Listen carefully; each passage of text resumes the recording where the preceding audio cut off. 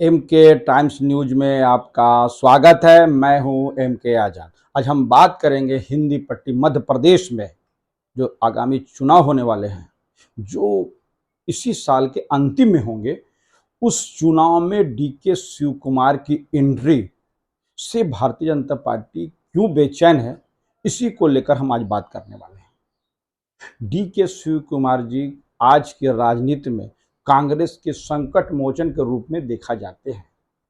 इसी को लेकर और जिस हिसाब से दक्षिण भारत के जो लास्ट किले थे, जो कर्नाटक, जो भारतीय जनता पार्टी के लास्ट किले थे, उसको वहां से आउट करने के लिए जिन्होंने महत्वपूर्ण भूमिका निभाई, वो डीके शिव कुमार जी का है। यही डीके शिव कुमार जी जो कुछ दिन पहले तक लगातार केंद्रीय एजेंसियों के रडार पर रहे, और इसी बीच उन्होंने तिहाड़ जेल की यात्रा तक उनको करना पड़ा, यानी तिहाड़ जेल में उनको पहुंचना पड़ा। लेकिन तिहाड़ जेल में जाने के बाद जिस हिसाब से सोनिया गांधी जी उनसे मिलने गई थी, और उसी बात के चर्चा करके डीके शिव कुमार जी भावुक हो जाते हैं, रोने लगते हैं, ये एक महत्वपूर्ण कड़ी के रूप में लोग देखते हैं। बहरहाल अभी मध्य प्रदेश की जो हिंदी पट्टी है, जिसमें भारतीय जनता पार्टी का हिंदी पट्टियों में एक तरह से कब्जा हो चुका है, इसी किला को ध्वस्त करने के लिए डीके शिव कुमार जी को उत्तर प्रदेश माफ करें मध्य प्रदेश में जो एंट्री मिली है, और कमलनाथ और डीके शिव कुमार की जोड़ी मध्य प्रदेश के किला को फतह करने के लिए जो निर्णायक स्थिति में पहुंचने वाले हैं, इसी को लेकर भारतीय जनता पार्टी में बेचैनी बढ़ गई है। डीके शिव कुमार जी एक बड़े उद्योगपति के साथ साथ एक अच्छे रणनीतिकार भी माने जाते हैं। जब भी कांग्रेस में संकट आई, तो संकट मोचन का काम डीके शिव कुमार जी किए हैं।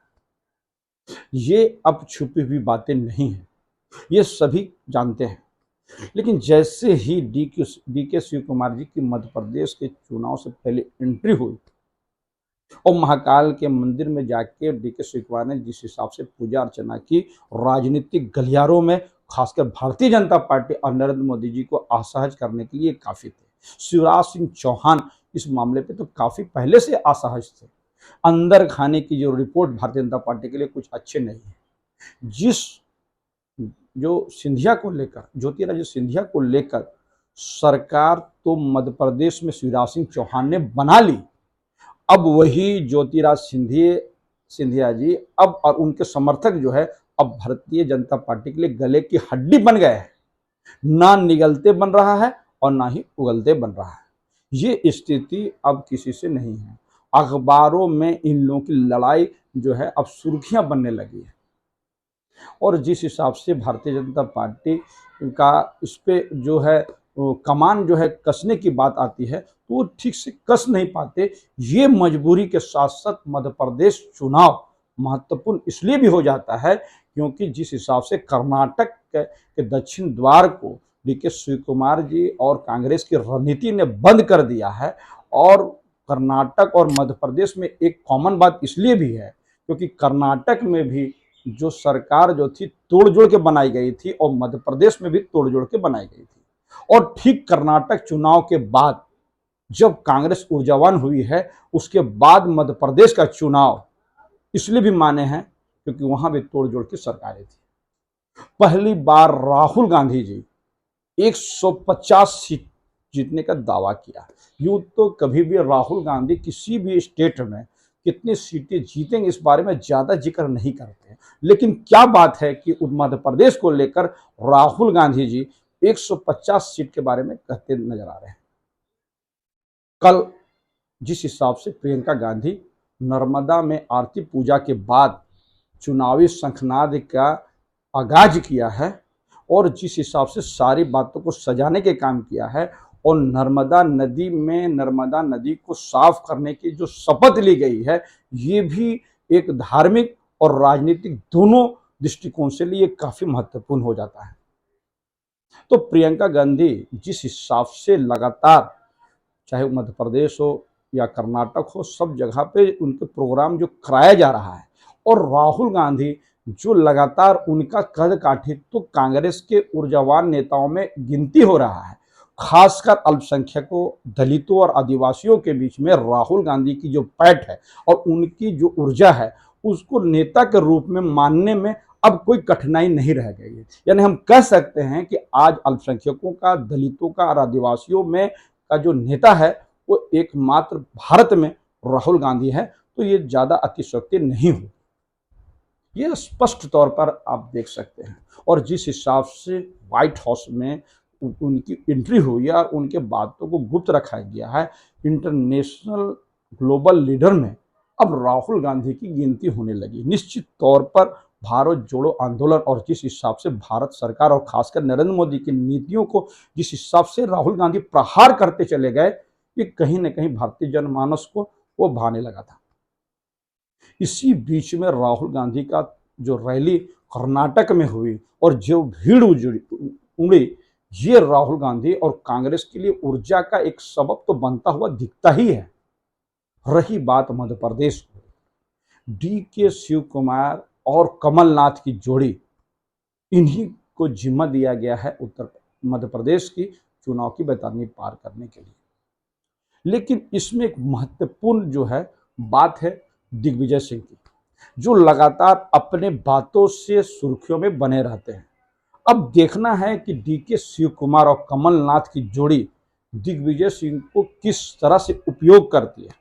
राजनीतिक दृष्टिकोण पर नजर रखने वाले और मध्य प्रदेश की राजनीति पर अपनी पैनी नजर रखने वाले इस बात को लेकर कयास लगाते हैं कि कहीं ऐसा ना हो कि दिग्विजय सिंह कोई ऐसी बात कह दे और भारतीय जनता पार्टी के पाले में गेंद चला जाए। इसको लेकर भी कांग्रेस में वर्जिशें की गई है, ऐसा बताया जा रहा है। अब देखना है कि दिग्विजय सिंह के जो बड़बोलेपन है या उनके द्वारा बोली गई जो बातें हैं, कहीं कहीं तो कांग्रेस पार्टी खुद असहज हो जाती है और दिग्विजय सिंह के बयान को उनका निजी बयान तक बताती है।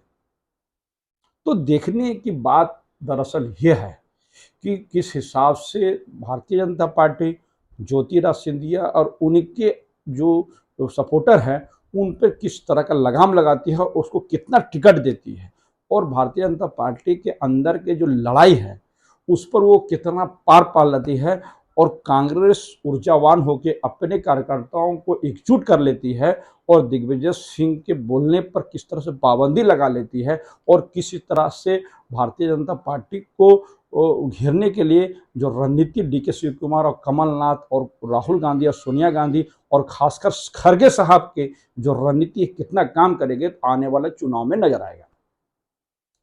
लेकिन जिस हिसाब से वहां एक बात सामने में आई कि जिस दिन जो है प्रियंका गांधी नर्मदा की आरती कर रही थी, उसके ठीक बाहर में यानी मध्य प्रदेश में एक गधा का जो है ना रोल करता हुआ यानी घूमता हुआ एक जो है ये लगाया गया था, जो देखने के लिए काफी महत्वपूर्ण थी। वो गधा लगातार घूम रहा था। आप स्पष्ट तौर से देख सकते हैं कि गधा का उपयोग लगातार कांग्रेसी लोग कर रहे हैं, क्योंकि कर्नाटक चुनाव में जब बजरंग दल को बैन करने की बात कही थी तो नरेंद्र मोदी ने उनको बजरंग दल से जोड़ दिया था। और चुनाव के बाद जिस हिसाब से संजय राउत जी का बयान आया कि जो है हनुमान जी का गदा जो है वो भारतीय जनता पार्टी के सर पर पड़ा है, उसके बाद से लगातार कई लोग सोशल मीडिया पे ट्रोल करते नजर आए और उसके बाद कांग्रेसियों के कंधे पे हनुमान जी का गदा अब यदा किदा नहीं लगातार नजर आता है। और जिस हिसाब से मध्य प्रदेश में उसी गदा का प्रदर्शन किया गया है और उसको जिस हिसाब से मूवमेंट कराया जा रहा था और जिस हिसाब से वहां भगवा का ये लगाया था, ये साफ तौर पर हम कह सकते हैं कि कांग्रेस भारतीय जनता पार्टी के पिच पे अब ना खेल ही रही है बल्कि उसे हराने के हर हथकंडे अपना रही है। यानी भारतीय जनता पार्टी के जो मुद्दे अहम होते थे वो कांग्रेस उसको छीनने में कामयाब हो गई थी। याद कीजिए जब राहुल गांधी चुनाव में मंदिर द मंदिर घूमते हुए नजर आए और भारतीय जनता पार्टी ने जिस हिसाब से राहुल गांधी के मंदिर घूमने पर सवाल खड़ा किए, ठीक उसी प्रकार मध्य प्रदेश में भी प्रियंका गांधी के आरती को लेकर भी सवाल खड़ा किए। तो जब भी कांग्रेस पार्टी मंदिर या इस तरह के धार्मिक, हिंदू धार्मिक चीज़ों को के बारे में या तो प्रदर्शन करती है या उसके बारे में बात करती है, तो ये लोग भारतीय जनता पार्टी इनको चुनावी हिंदू तक बताते हैं। दरअसल डीके शिव कुमार की एंट्री ही इस सारी रणनीति को तय किया जाता है। और राहुल ये डीके शिव कुमार जी राहुल गांधी के विश्वस्त बताए जाते हैं और सोनिया गांधी के तो वो एकदम पक्के और सच्चे कांग्रेसी के रूप में और भक्त के रूप में उनकी गिनती होती है। डीके शिव कुमार के बारे में बताया जाता है कि उनकी एक टीम है जो लगातार हर रणनीति पे काम करती है। जब भी भारतीय जनता पार्टी किसी बात को लेकर कांग्रेस पे अटैक करेगी तो वो टीम जाके उसके जवाब को तैयार करके तुरंत काउंटर अटैक करके भारतीय जनता पार्टी के जो जवाब है उसको सटीक तरीके से दे पाएगी। ये रणनीति काफी महत्वपूर्ण है। दूसरी महत्वपूर्ण बात डीके शिव कुमार जी का है कि वो भारतीय जनता पार्टी को जो है स्थानीय मुद्दे पर ले जाना चाहती है और इसकी कामयाबी कर्नाटक में होती हुई दिखी। जिस हिसाब से नंदिनी दूध और जो है गुजरात के जो है ये आपके जो दूध के बारे में जो चर्चा हुई और गुजरात की मिर्ची और कर्नाटक की मिर्ची का जो चर्चा हुई, ये इसी दौर के रूप में और इसी तौर के रूप में लोग जो है उसको देख रहे हैं। यानी स्थानीय मुद्दे अब कांग्रेस पार्टी उसको पकड़ के चल रही है और किसी तरह से वो राष्ट्रीय मुद्दा न बन पाए, इसकी प्रयास कांग्रेस पार्टी लगातार कर रही है, जिसके मामले में महारत हासिल डीके शिव कुमार जी को है। बहरहाल चुनाव नजदीक है और हिंदी पट्टियों में मध्य प्रदेश का चुनाव भारतीय जनता पार्टी के लिए महत्वपूर्ण है और कांग्रेस पार्टी के लिए महत्वपूर्ण है, क्योंकि जैसे ही मध्य प्रदेश भारतीय जनता पार्टी के हाथ से चली जाएगी तो तीसरा राज्य होगा जो भारतीय जनता पार्टी के हाथों से कांग्रेस छीनने में कामयाब हो जाएगी। इसी को लेकर रणनीति बन रही है।